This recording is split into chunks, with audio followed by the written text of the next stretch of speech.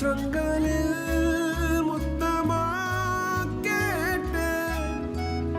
ஏ மகாராணியே செல்வமா கேட்டேன். ஆயுளில் பாதியா கேட்டேன். புன்னகை ஒன்றுதான் கேட்டேன். சாரி. பார்க்காதே ஒரு மாதிரி, பார்க்காதே ஒரு மாதிரி. தலைவ எங்க?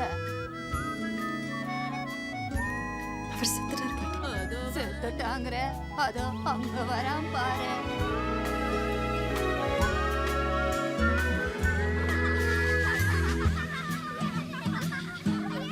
பாலைவனத்திலே தொலைந்த கண்ணீர் நானடி. அதை தேடி தேடி தேடி அடைந்து நீ வைரமொன்று சுடடி அன்பே. தீயில் எறிந்தால் கரிதான் வைரம், மார்பில் அணிந்தால் மோட்சம். மோட்சம் அடைவேன் நான். பார்க்காதே ஒரு மாதிரி, இதுவரை பாராதது போல் பார்ப்பதே நடி. இதுவரை பார்க்காதது போல் பார்ப்பதே நடி. பார்க்காதே ஒரு மாதிரி.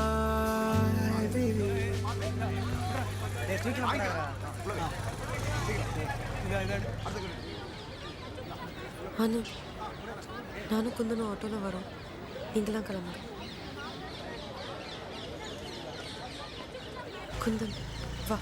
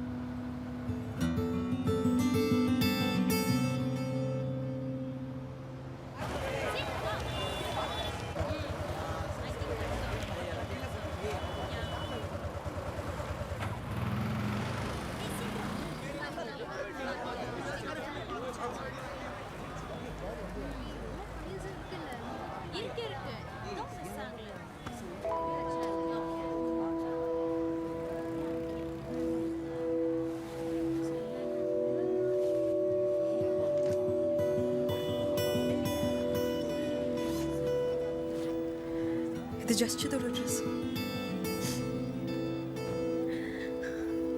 அவளுக்கு இந்த நேர ஜாக்கெட்னா உயிர். அவனுக்கு இதை போட்டு பார்க்கணும்னு ஆசைப்பட்டேன். அது நடக்காம போச்சு. அவனுக்காவது போட்டு பார்த்துக்கிறேன். டெல்லியில் அவன் ஜெயிச்சு பார்க்கணும்னு ஆசைப்பட்டேன். நீயாவது ஜெயிச்சு காட்டு.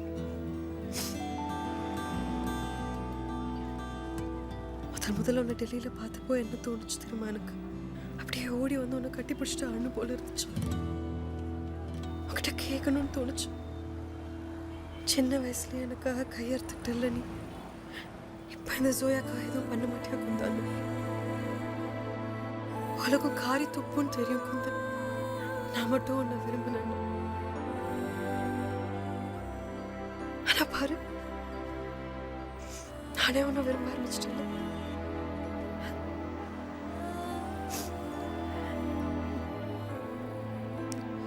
நல்லா இருக்கடா குந்தன்.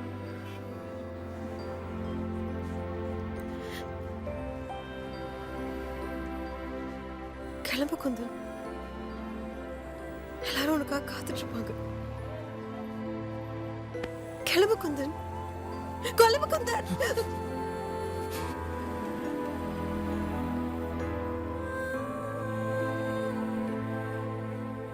எல்லாத்தையும் கரெக்டாக அழகாக பண்ணிட்டேன். இப்போ இங்கே கடைசி நேரத்தில் வந்து எதுக்காக தடுமாறுற ஜோயா? ஜோயா, நீ திரும்பி ஒரு முஸ்லீம் பையனை ஹிந்துன்னு சொல்லிட்டு இருக்க. மனசு திடப்படுத்திக்கோ. நீ என்னை வெறுக்கிறங்க ஞாபகம் வச்சுக்கோ. இவங்கெல்லாம் முட்டாளுங்க ஜோயா, ஆனால் நீ ரொம்ப புத்திசாலி. ஜோயா, எனக்கு தெரியல உனக்கு என்ன வேணும்னு. என்னை எங்க அனுப்புறன்னு எனக்கு புரியல. ஆனா நீ எங்க அனுப்புறியோ நாங்க போறேன். ஆனா என்னை படிச்ச சிவம் மேல சத்தியமா சொல்றேன், நான் எதையும் ஜெயிச்சுட்டு வருவேன். அதுக்கப்புறமும் நீ என்னை காதலிச்சேன்னா உலகம் மூஞ்சில காரி துப்புன்னு உனக்கு தோணுச்சுன்னா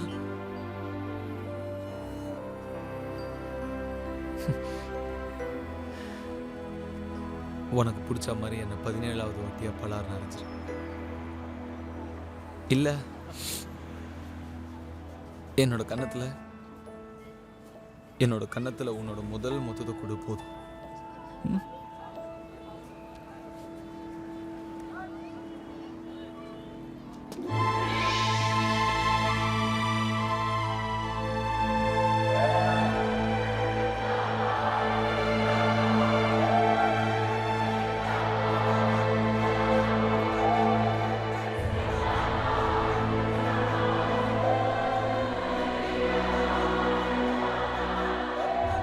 எல்லாம் நல்லபடியா நடக்கும்.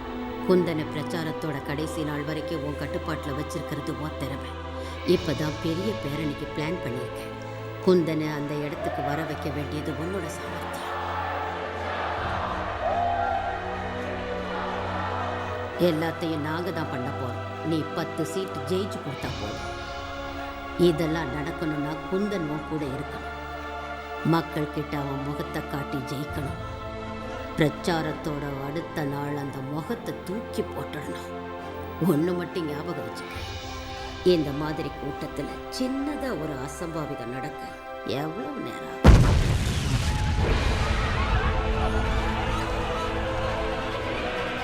இந்த மாதிரி கூட்டத்தில் ஒரு கலவரத்தை உண்டு பண்றது ஒன்றும் பெரிய விஷயம் இல்லை.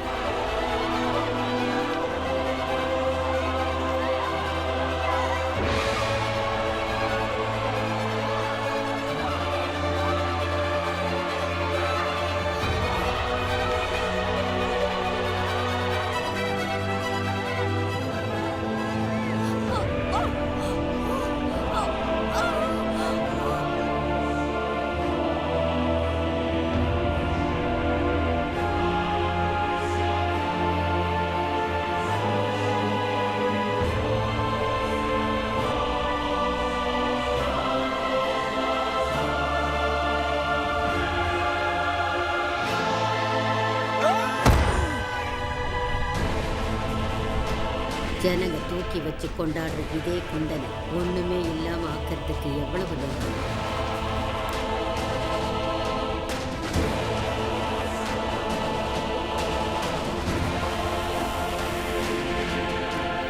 அதுக்கப்புறம் இருக்கிறது பதவி. குந்தனுக்கு அப்புறம் கட்சி தலைவியா நீதான் எங்க கட்சிக்கு ஆதரவு தரணும். அதை நீதான் முடிவு பண்ணணும்.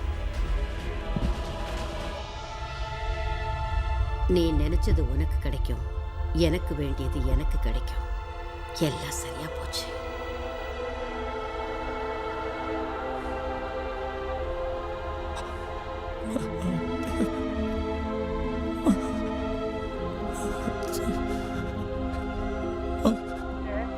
क्या इसीलिए उन्होंने इस तरह के हथकंडों को अपनाया? कुछ लोगों का कहना है कि कुंदन को गोली लगी है और कुछ लोगों का कहना है कि कुंदन को बेरहमी से लाठियों से पीटा गया है। सच्चाई क्या है ये तो वक्त ही बता।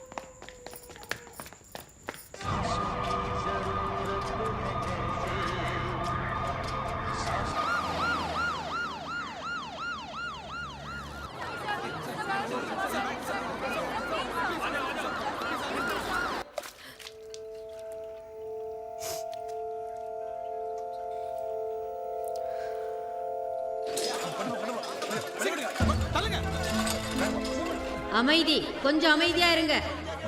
இங்க பாருங்க, உங்க எல்லாருக்கும் இருக்கிற ஒரே கேள்வி, இந்தியா கேட்ல நடந்த துர்சம்பவத்துக்கும் எங்களுக்கும் சம்பந்தம் இருக்கான்னு. அதுக்கு பதில் உங்க முன்னாடியே இருக்கு. எங்களோட கை சேர போறவங்களோட கைய என்ன நாங்களே வெட்டிடுவோமா? இப்படி ஒரு முட்டாள்தனத்தை தலைவனா இருக்கிற எவனும் செய்ய மாட்டான். வாமா ஜோயா.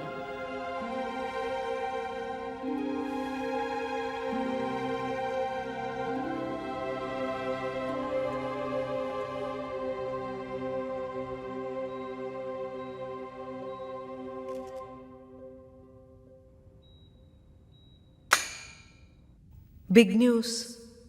உங்கள் எல்லாருக்கும் இப்போ சிஎம் மேடம் சொன்னது கிடையாது. பிக் நியூஸ் என்னன்னா, இன்னைக்கு இந்தியா கேட்டில் நடந்த துர்சம்பவத்தில் இவங்க கை இருக்கு.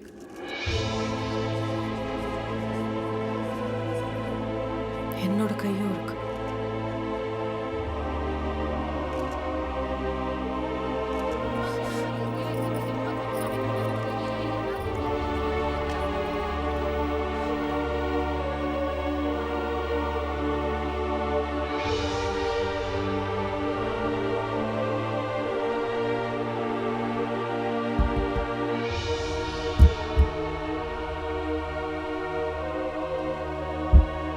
இவங்களுக்கான காரணம் அவங்க எல்லாருக்குமே தெரியும். ஏன் காரணத்தை சொல்லணும்னா, இன்னைக்கு முழு நாளும் கூட பத்தாது. நான் எப்படியும் ஜெயில் போக தயாராக தான் இருக்கேன். இவங்க மேலே என்கொயரி கமிஷன் வச்சு 10-15 வருஷத்துக்கு அப்புறம் ப்ரூவ் ஆனதும் மேடம் என்கிட்ட அனுப்பி வைங்க. இப்போ எல்லாம் சரிக்கு சமம் ஆயிடுச்சுல்ல மேடம்?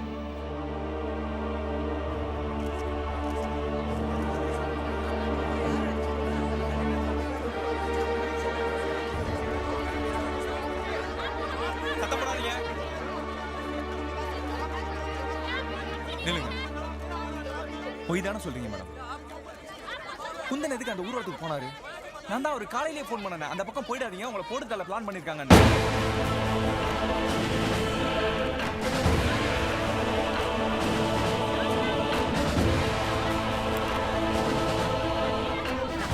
நான் அவர்கிட்ட கூட்டிட்டு போறேன்.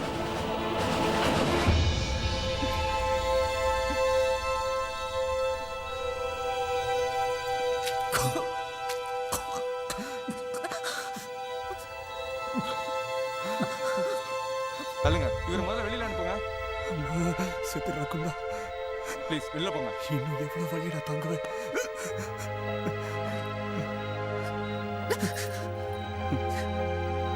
செத்து ரகுந்தா.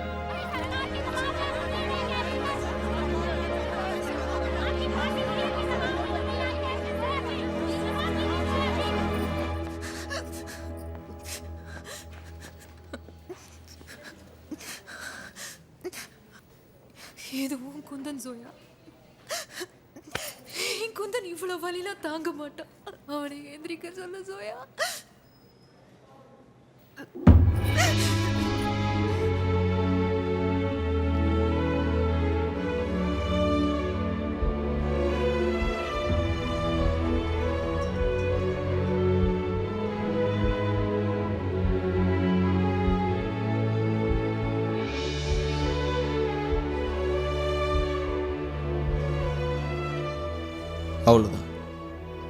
அவ்வளோதான் என் கதை.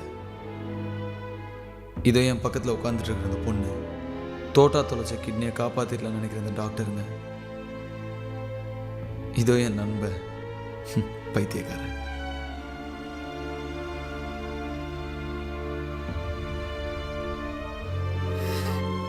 இதோ இன்னொரு பொண்ணு, எனக்காக எல்லாத்தையும் விட்டு வந்தவன். என் அம்மா, என் அப்பா, காசியோட தெருக்கள், என்னை விட்டு போன என் உடம்பு, இருந்தாலும் எரிஞ்சிக்கிட்டு இருக்கிற என் உயிர். நான் எந்திரிச்சுக்கலாம், ஆனால் யாருக்காக? நான் சத்தம் போடலாம், ஆனால் யாருக்காக?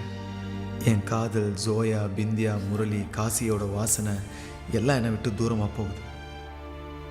எதுக்காக இதெல்லாம் என் கூட வச்சுக்கணும்? எனக்குள்ளே எரிஞ்சிட்டு இருக்கிற இந்த நெருப்பு என்னை பிழைக்கவும் வைக்கலாம், சாகவும் அடிக்கலாம். ஆனால் நான் யாருக்காக எந்திரிக்கணும்? யார் மறுபடியும் கஷ்டப்பட்டு பொறுமையாக காதலிச்சு மனசை உடைச்சிக்கிட்டு? யாராவது போகாதன்னு சொல்லுங்கப்பா. இதோ கல் மனசோட என் பக்கத்தில் உட்காந்துட்டு இருக்கிறாளே இவன், இப்போ இவ கூப்பிட்டா கூட நான் திரும்பி வந்துடுவேன். ஆனால் மாட்டேன், திரும்ப வர மூடி. பேசாமல் கண்ணை மூடி தூங்குறது தான் இன்னும் நிறைய அர்த்தம் இருக்குன்னு தோணுது. ஆனால் ஒரு நாள் திரும்பி வருவேன், அதே கங்கைக்கரையில் உடுக்க வாசிக்க, அதே காசி தெருக்கில் ரெக்க கட்டி பறக்க, மறுபடியும் ஒரு ஜோயாவை காதலிக்க.